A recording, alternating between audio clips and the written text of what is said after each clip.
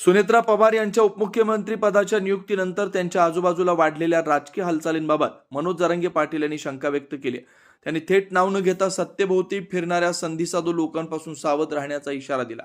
जे गिधाड नव्हते ते आता घिरट्या घालायला लागलेत असं म्हणत त्यांनी सुनेत्रा पवार यांनी जपून पावलं टाकावीत असं सुचवलंय. अचानक जवळ येणाऱ्या ढेकणांवर लक्ष ठेवावं लागेल असंही ते म्हणाले. हे ढेकणं आणि गिधाडं घात करू शकतात अशा शब्दात त्यांनी संभाव्य राजकीय धोके सूचित केले. अडचणीच्या काळात कुटुंबच उपयोगी पडतं, त्यामुळे पवार कुटुंबाने एकत्र राहणं महत्त्वाचं असल्याचा सल्ला त्यांनी दिला.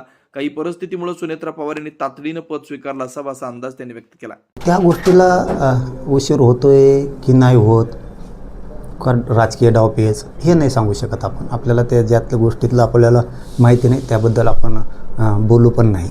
परंतु त्यांच्या जागेवरती, अजयदादांच्या जागेवरती त्यांचाच माणूस पाहिजे होता हे मात्र खरं आहे. तिथं योग्य न्याय मिळाला असं सध्या वाटतंय. त्यामुळं चांगलं झालं आहे, ते चांगलं झालं आहे. पण निर्णय उशिरा लवकर याबद्दलच्या माहितीचं आपल्याला नाही उत्तर देता येणार. बरं, मी पवार कुटुंबाचा उल्लेख केला होता. शरद पवार जे असं म्हणतात की आम्हाला त्या गोष्टीबद्दल काही माहिती नाही आहे आणि ते देखील शक्यला जाणार देखील नाही अशी माहिती आहे. म्हणजे कुटुंबात देखील संवाद झालेला नाही असं दिसतंय पवारांच्या म्हणण्यानुसार. एकतर पुन्हा तिथंच विषय येतो तर त्यांचा राजकीय डावपेच असू शकतात, काय असू शकतं.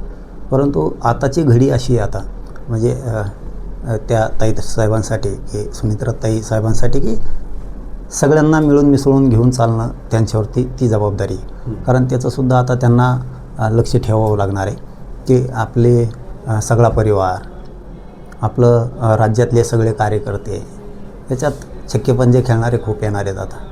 कारण काही गिधडं आत्तापर्यंत नव्हते, ते दादाच्या पश्चात मात्र आता घिरट्या घालायला लागले. याच्याकडं सुद्धा ताईंना उपमुख्यमंत्री पद घेतल्याच्या नंतर लक्ष ठेवावं लागणार आहे. कारण दादा होते, अजितदादा हे दादा होते. इतकं त्यांच्या मागं ताण असतानासुद्धा त्यांचीसुद्धा खूप कसरत झालेली. हे सोपं नाही, मी सांगतो. हे आता त्यांनी कसं घ्यायचं याच्यातून जे त्याचा प्रश्न आहे. जे आम्हाला वाटतं आहे ते आम्ही बोलणार. दादांची जरी एवढी कसरत होत होती तर दादांसोबत काही दिवस महिने न दिसणारी गिधडं आता पुन्हा सक्रिय झालेत.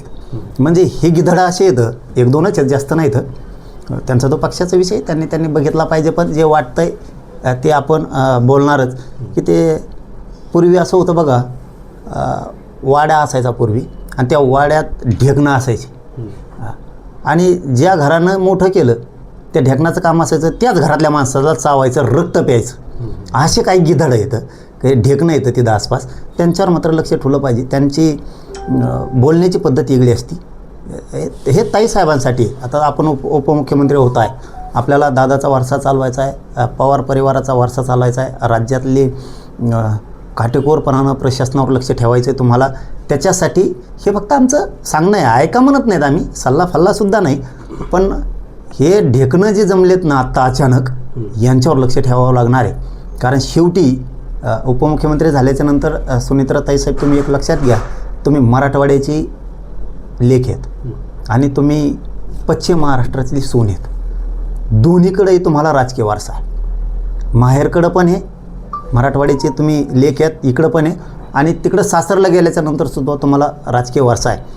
त्यामुळं तुम्हाला खूप बारीक लक्ष ठेवावं लागणार आहे की हे कोण कसे आहेत. याच्यात आता जे जमलेत ना एक दोन गिधाडं, हे खूप मोठा फायदा उचलू शकते. की ज्यांनी त्यांच्यापासून दादालासुद्धा त्रास झालेला आहे त्यावेळेस, हे सुद्धा कसरत ताईंची असणार आहे. त्याकडं लक्ष ठेवलं पाहिजे. आणि शेवटचं आपल्याकडून सांगणं असं आहे की सगळ्या परिवाराला तुम्ही विश्वासात घ्यावं. ते राजकारण तिकडं खड्ड्यात गेलं त्याचं कारण असं आहे की हे इतके चालू लोक आहेत आता एक दोन दिवसात जमलेले, हे की हे कवाशिक पलटी मारतील आणि कुंकड जातील, त्यावेळेस तुमच्या कामाला तुमचा परिवार येणार आहे. हे मात्र तुम्ही विसरू नका. त्या टायमाला तुमचा परिवार तुमच्या कामाला येणार आहे. देवेंद्र फडणवीसच्यासुद्धा टचमध्ये राहिलं पाहिजे, त्यांनी शिंदे साहेबांचंसुद्धा राहिलं पाहिजे. पण त्यांच्याच अंतर्गत असणारे हे जे ढेकणं आहेत ना, हे खूप रक्त पिऊ शकतात.